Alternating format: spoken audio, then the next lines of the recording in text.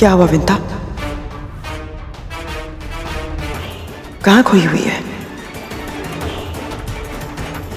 ना तो तेरे हाथ चल रहे हैं, ना मुख से एक शब्द निकल रहा है।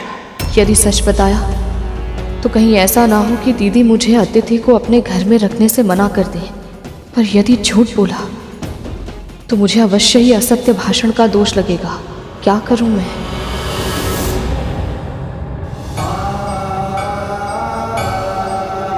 प्रभु, आप किस सोच में खो गए हैं? मैं ये सोच रहा हूं शेष कि देवी विंता जिस दुविधा में वह उससे बाहर कैसे निकलेंगे।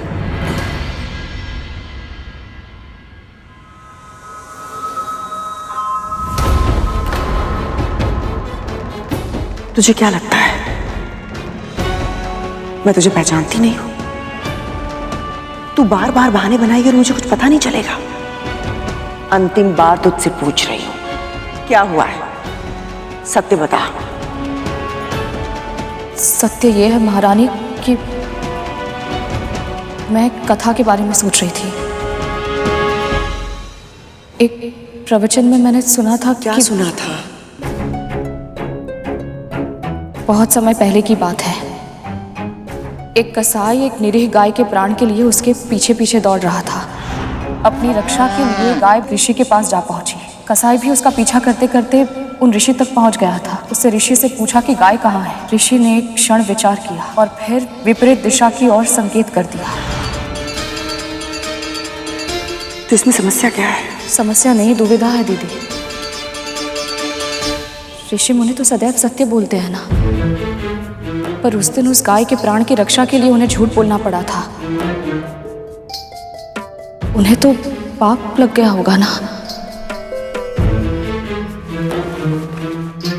कभी कभी तो इतने ज्ञान की बातें करती है कि ऐसा लगता है कि गृहस्थ धर्म का पालन करते हुए भी तू मन से सन्यासी हो गई है। किंतु कभी कभी ऐसी मूर्खता वाली बात कर देती है कि लगता है कि तूने शिक्षा ग्रहण भी की है, मेरी अज्ञानी है।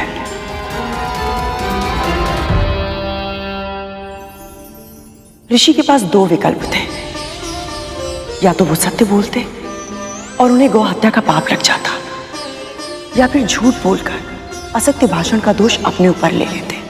किंतु वो अच्छी तरह जानते थे कि गौ हत्या का पाप असत्य भाषण के दोष से कहीं अधिक बड़ा है। इसीलिए उन्होंने गौ की रक्षा के लिए झूठ बोल दिया। और वैसे भी किसी धार्मिक कार्य के लिए यदि असत्य भी बोलना पड़े तो उसमें किसी की हानि नहीं होती है। धर्म की रक्षा के लिए कहे गए झूठ से असत्य और धर्म की अवहेलना नहीं होती है। समझी?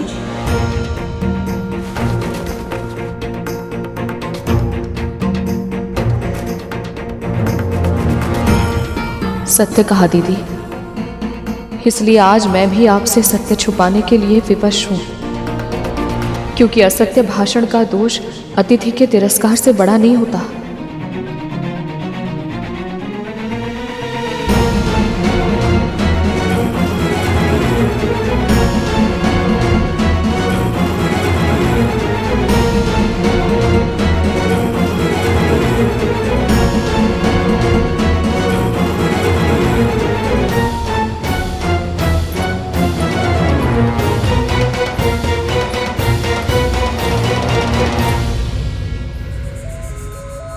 अवश्य मुझसे कुछ ना कुछ छुपा रही है, पर वो जो भी है मैं पता करके रहूंगी।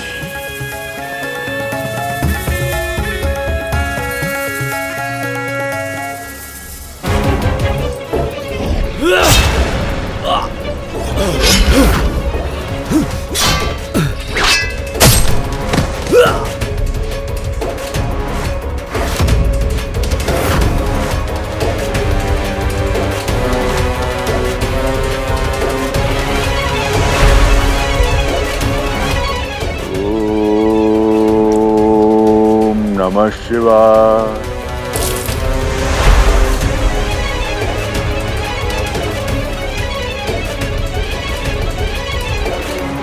देवराज, ये असुर तो बार बार जीवित हो रहे हैं।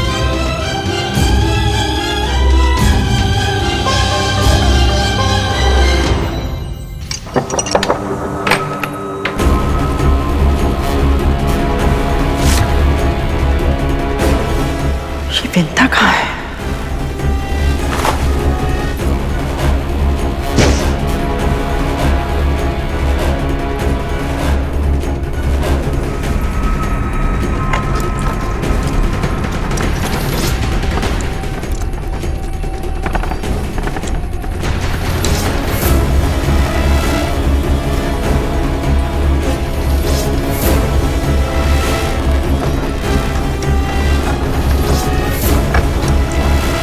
विंता तो यहाँ नहीं है, पर यदि यहाँ नहीं है तो कहाँ है? न जाने इस बार क्या खेल खेल रही है मेरे साथ। ओम श्री महालक्ष्मी नमः। ओम श्री महालक्ष्मी नमः। ओम श्री महालक्ष्मी नमः। तू ही मेरा सच्चा मित्र है, तूने मुझे नहीं छोड़ा। उस स्त्री को देखा, मुझे यहाँ छोड़ के चली गई। दुष्टा रहेगी, जो तुम मुझे छोड़कर नहीं जाएगा ना।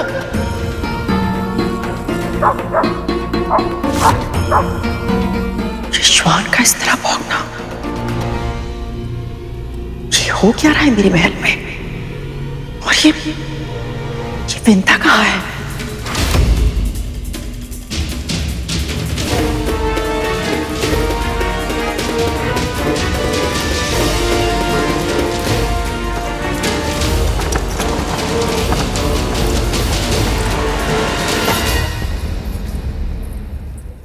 चलिए बाबा, भीतर चलिए, आइए। इतनी देर से आना था तो आई क्यों? तुम्हारी प्रतीक्षा में एक क्षण कैसे बिताया मैंने जानती है। इससे अच्छा तो मुझे मरने के लिए क्या छोड़ देती। शांत हो जाइए बाबा, मुझे क्षमा कर दीजिए। मैं मानती हूँ मुझे देर हो गई, पर अब तो भीतर चलिए। मुख पर जो शब्द हो आवश्यक नहीं कि मन में भी वही हो। शब्दों से अधिक कर्म में शक्ति होती है। क्षमा चाहिए ना तो कान पकड़ खड़ी हो, फिर बैठ, फिर खड़ी हो, उठक बैठक कर और क्षमा मांग, तब करूंगा क्षमा। चल कर उठक बैठक।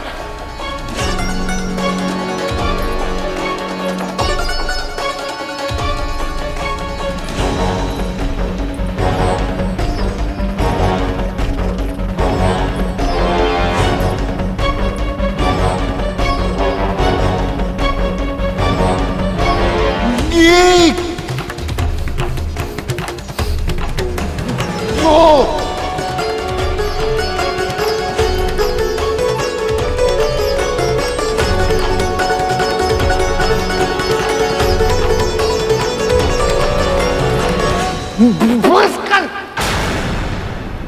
अब क्या कल तक उठक बैठक करेगी?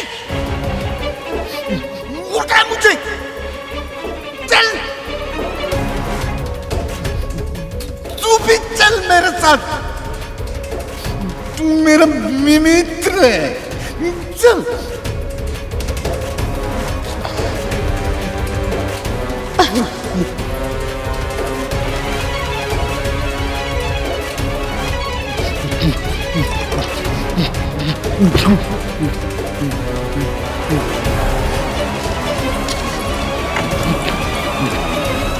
गिराना मत। कुछ नहीं होगा बाबा।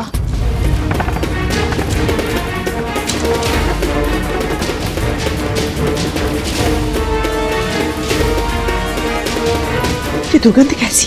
कितनी असहाय दुर्गंध है ये, मुझसे सहन नहीं हो रही अब।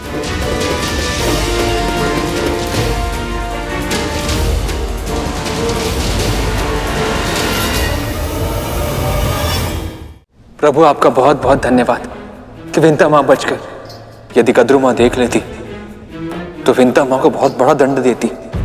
देवी विंता बच गई या और भी बड़ी समस्या में उलझ गई, ये तो समय ही बताएगा शेष। आप सही कह रहे हैं प्रभु। ये वृद्ध बाबा जो भी हैं, इन्हें प्रसन्न करना आसान नहीं होगा।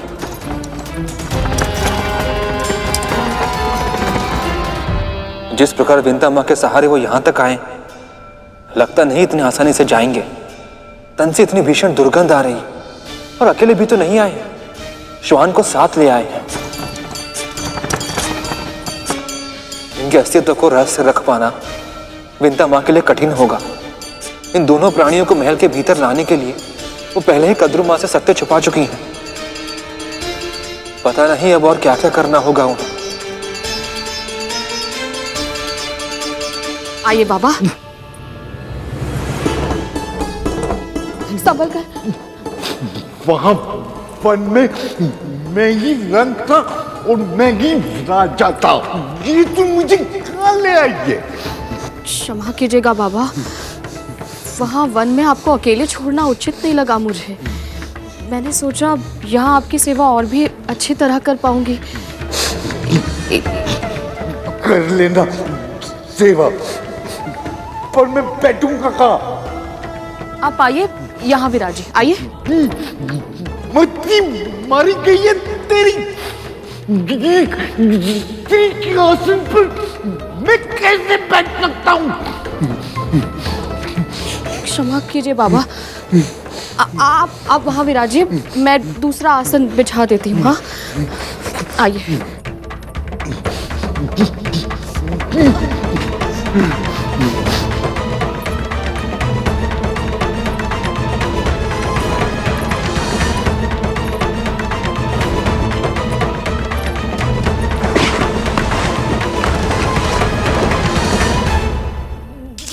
कुशल पे नहीं बैठ सकता मैं।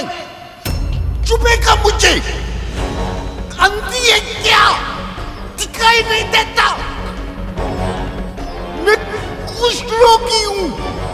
कुष्ठ रोगी को कोमल आसन चाहिए होता है। कुछ और दे।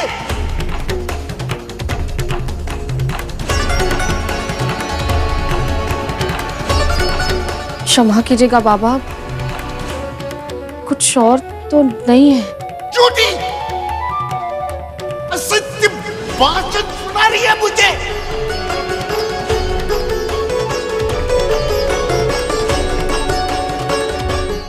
वो क्या है?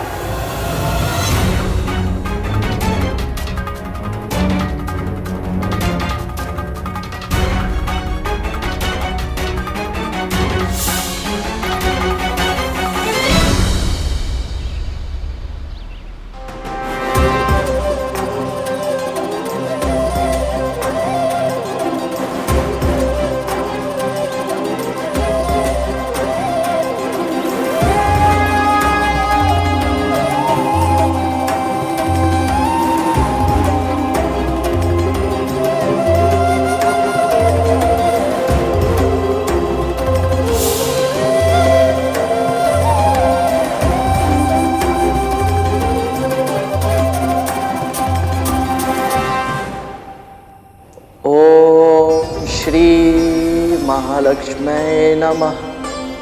ओम श्री महालक्ष्मी नमः।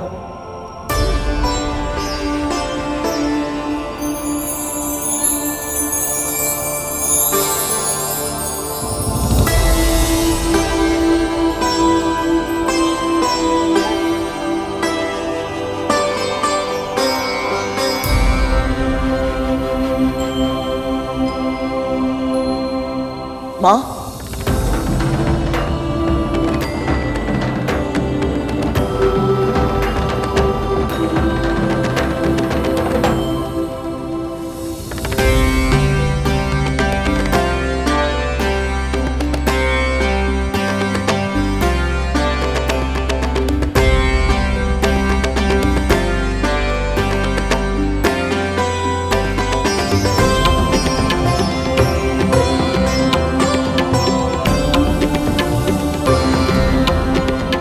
माँ